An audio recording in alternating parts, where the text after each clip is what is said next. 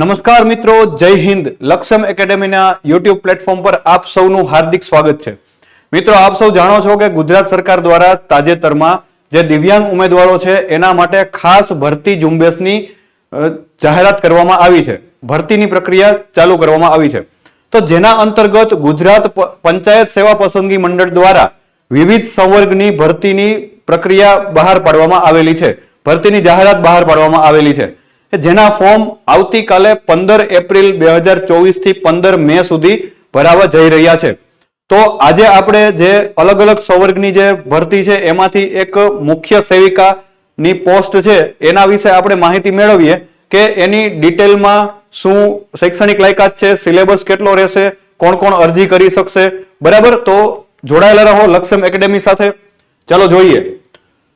તમારે જે આ ફોર્મ ભરવાના છે એ આપણી ગુજરાત સરકારની જે ojas.gujarat.gov.in એ જે વેબસાઇટ છે એની અંદરથી તમે ફોર્મ ભરી શકશો. બરાબર, હવે ફોર્મ ભરવાની જે તારીખ શરૂ થશે આપણે આવતીકાલે 15 એપ્રિલે બપોરના 3 કલાકથી અને છેલ્લી તારીખ છે 15 મે રાત્રિના 11:59 કલાક સુધી.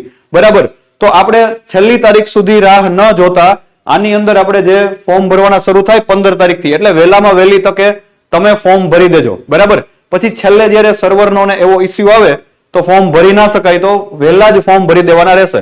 અને બીજી વસ્તુ કે આ ભરતી જે મુખ્ય સેવિકાની છે તો એમાં ફક્ત મહિલા ઉમેદવારો માટે જ છે આ ભરતી. બરાબર, તો જે દિવ્યાંગ ઉમેદવારો છે અને મહિલા ઉમેદવારો છે, એટલે કે મહિલા દિવ્યાંગ ઉમેદવારો છે એના માટેની જ ભરતી છે. તો પુરુષ ઉમેદવારોએ આમાં ફોર્મ ભરવાના નથી. બરાબર, ચાલો હવે આપણે અલગ અલગ જે જિલ્લામાં આપણા 33 જિલ્લામાંથી જે અલગ અલગ જિલ્લાની અંદર જે જગ્યાઓ છે એમાં કુલ 20 જગ્યાઓ છે મુખ્ય સેવિકાની. બરાબર, 20 જગ્યાઓ છે. તો એની અંદર 20 જગ્યાઓમાંથી જે કેટેગરી એ છે એની 9 જગ્યા, કેટેગરી બી ની 10 જગ્યા અને કેટેગરી ડી અને ઈ ની 1 જગ્યા છે. એટલે કે આની અંદર દિવ્યાંગતાની જે કેટેગરી સી છે એની એક પણ જગ્યા આપવામાં આવેલી નથી. તો જે કેટેગરી સી સિવાયની જેટલી કેટેગરી છે એ, બી અને ડી, ઈ એ ચારે કેટેગરી વાળા દિવ્યાંગ મહિલા ઉમેદવારો આની અંદર ફોર્મ ભરી શકશે. બરાબર, ખાસ ધ્યાન રાખજો કે કેટેગરી સી સિવાયના ઉમેદવારોએ આમાં ફોર્મ ભરવાનું છે. હવે આપણે જોઈ લઈએ કે કેટેગરી એ માં કોણ આવશે, તો કે અંધત્વ અને ઓછી દ્રષ્ટિ. પછી કેટેગરી બી ની અંદર બધિર અને ઓછું સાંભળનાર. કેટેગરી સી ની અંદર મગજના લકવા સહિતની હલનચલનની દિવ્યાંગતા, રક્તપિત્તમાંથી સાજા થયેલા, વામનતા અને એસિડ એટેકનો ભોગ બનેલા અને નબળા સ્નાયુઓ વાળા. જ્યારે કેટેગરી સી ની અંદર સ્વલિનતા, બૌદ્ધિક દિવ્યાંગતા, ખાસ વિષય શીખવાની અક્ષમતા અને માનસિક બીમારી. અને કેટેગરી ઈ ની અંદર બહેરાશ, અંધત્વ સહિતની ખંડ એ થી ડી હેઠળની એક કરતા વધારે પ્રકારની દિવ્યાંગતા ધરાવતા વ્યક્તિ. તો આનો સમાવેશ આવી રીતના કેટેગરી એ થી ઈ ની અંદર કરવામાં આવેલો છે. બરાબર, હવે અહીંયા આપણે જોયું એમ અનામત માટે જે જોગવાઈ થયેલી છે તો એમાં કેટેગરી એ ની 9 જગ્યા, કેટેગરી બી ની 10 જગ્યા અને કેટેગરી ડી, ઈ ની 1 જગ્યા. આવી રીતના ટોટલ 20 જગ્યાઓ ઉપર ભરતી છે. બરાબર, ચાલો હવે આપણે જોઈ લઈએ કે શૈક્ષણિક લાયકાત અને વય મર્યાદા આની અંદર શું રહેશે.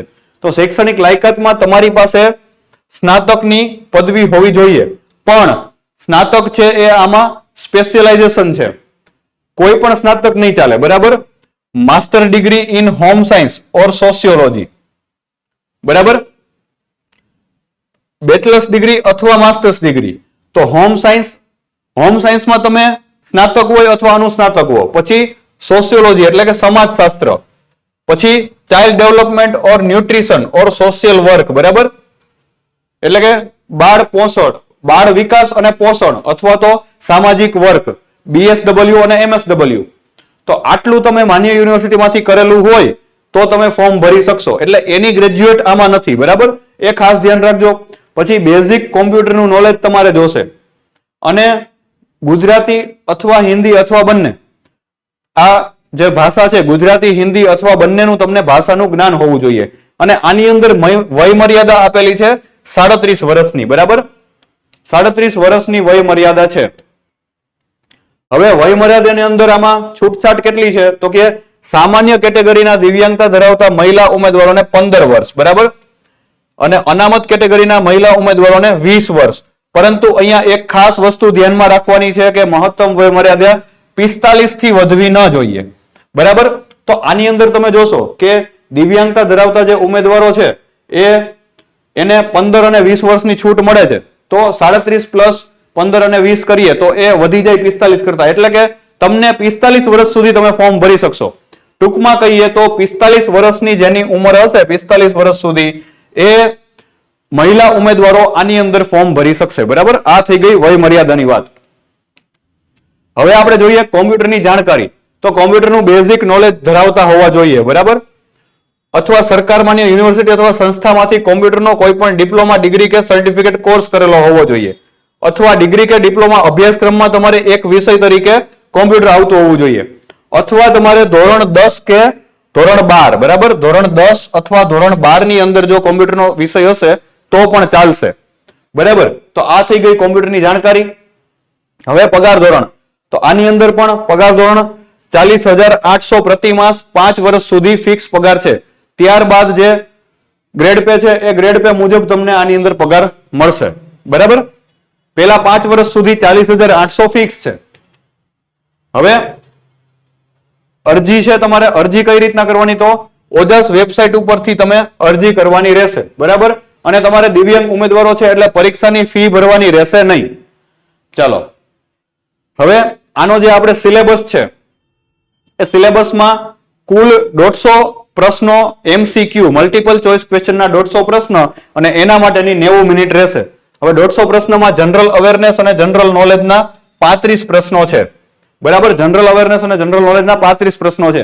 તો આ જનરલ અવેરનેસ અને જનરલ નોલેજની અંદર 11 અલગ અલગ વિષયનો સમાવેશ કર્યો છે. એમાં એક વિષય છે મેન્ટલ એબિલિટી અને જનરલ ઇન્ટેલિજન્સ એટલે કે રીઝનિંગ. પછી એક છે ભારત અને ગુજરાતનો ઇતિહાસ. પછી ભારત અને ગુજરાતનો સાંસ્કૃતિક વારસો. ભારત અને ગુજરાતનું ભૂગોળ. પછી સ્પોર્ટ્સ એટલે કે રમત ગમત. પછી ભારતનું બંધારણ અને રાજવ્યવસ્થા, પંચાયતી રાજ.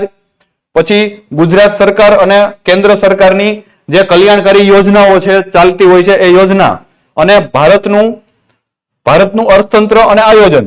પછી સામાન્ય વિજ્ઞાન, પર્યાવરણ અને ઇન્ફોર્મેશન ટેકનોલોજી. અને છેલ્લો 11મો ટોપિક છે કરંટ અફેર્સ, કે જેની અંદર પ્રાદેશિક, રાષ્ટ્રીય અને આંતરરાષ્ટ્રીય મહત્વની સાંપ્રત ઘટનાઓનો સમાવેશ થાય છે. તો આ 11 ટોપિકમાંથી તમને 35 માર્કના 35 MCQ પૂછાશે. હવે બીજો ટોપિક છે ગુજરાતી ભાષા અને ગ્રામર, વ્યાકરણ. તો એના 20 પ્રશ્નો છે. પછી અંગ્રેજી ભાષા અને વ્યાકરણ, એના પણ 20 પ્રશ્નો છે. એટલે 35 ને 20 ને 20 40 75 પ્રશ્નો આના થઈ ગયા. અને બીજું question અસેસિંગ the request knowledge for the job and technical knowledge with regard the educational qualification. એટલે કે તમારી જે શૈક્ષણિક લાયકાત છે, જે સ્પેશિયલાઇઝેશન દર્શાવેલું છે સમાજશાસ્ત્રમાં અને અલગ અલગ ન્યુટ્રિશનમાં ને તો એના પ્રશ્નો 75 પ્રશ્નો પૂછાશે. બરાબર? તો આવી રીતના તમારા 150 માર્કનું પ્રશ્ન રહેશે. અને આમાં પ્રત્યેક ખોટા જવાબ દીઠ 0.25 માર્ક માઇનસ કરવામાં આવશે. બરાબર? ચાલો, અને જો તમને ફોર્મ ભરવા માટે કોઈ પણ મદદની જરૂર હોય તો તમે આપણા હેલ્પલાઇન નંબર 9429077607 આ જે હેલ્પલાઇન નંબર છે એનો તમે કોન્ટેક્ટ કરી શકો છો. અને તમે આવીને આવી જે પરીક્ષા માટે ઉપયોગી જે નોટિફિકેશન છે એના માટે તમે આપણી જે ટેલિગ્રામ ચેનલ છે લક્ષ્યમ એકેડેમી ઓફિશિયલ, તો એને તમે જોઈન કરી શકો છો. એમાંથી તમને તમામ માહિતી મળતી રહેશે. બરાબર? અને જો આ વિડીયોને હજી લાઈક કરવાનો બાકી હોય તો લાઈક કરી દેજો, અને તમારા જે મિત્રો હોય, સંબંધીઓ હોય એના સુધી આ વિડીયોની લિંક પહોંચાડી દેજો. એટલે કે ઝાઝા બધા ઉમેદવારો સુધી આ માહિતી પહોંચી શકે અને એ પણ આ પરીક્ષા માટેનું ફોર્મ ભરી શકે. તમારા માટે ખૂબ જ સારી એવી તક છે સ્પેશિયલ દિવ્યાંગ ઉમેદવારો, અને એમાં પણ મહિલા ઉમેદવારો માટે આ ખાસ મુખ્ય સેવિકાની ભરતી આવેલી છે. બરાબર? તો આજના સેશનમાં અહીંયા સુધી રાખીએ. હવે પછી નેક્સ્ટ બીજા કોઈ આવા ઇન્ફોર્મેટિવ સેશનમાં મળતા રહેશું. ત્યાં સુધી રજા આપો. જય હિન્દ, જય ભારત.